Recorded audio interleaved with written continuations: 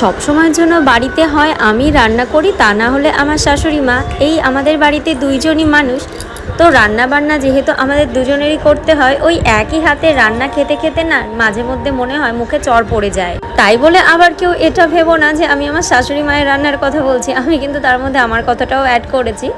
তো ওই দিনকে মায়ের হাতে রান্না খাওয়ার প্রচণ্ড ইচ্ছা করছিল, তো সেই জন্য চলে গিয়েছি মায়ের কাছে। আর বোনেরও শরীরটা যেহেতু খুব একটা ভালো না, ওর একটু জ্বর জ্বর ছিল, মা ওই জন্য দুপুরে ওকে ওখানেই খেতে বলেছিল। তো বোন গিয়েছিল পড়াতে, যত যাই হয়ে যাক না কেন বিশ্ব ব্রহ্মাণ্ড উল্টে গেলেও উনি পড়ানো ছাড়বেন না। পড়িয়ে টড়িয়ে তারপর এসেছিল দুপুরে এখানে খাওয়া দাওয়া করতে। বাড়িতে মা ওকে রান্নার ঝামেলাটা রাখতেই শুধু বারণ করেছিল, সেই জন্য আসতে বলেছে। আসার সময় বোন একটা গাছ পাকা আম পেয়েছিল, মানে রাস্তার ধারে পড়েছিল, আর গাছ পাকা আম থাকলে কেই বা ছেড়ে দিতে পারে বলো। দুপুরবেলা মা রান্না করেছিল অনেক পদে, কিন্তু আমরা খেয়েছিলাম শুধুমাত্র মাংস ভাত।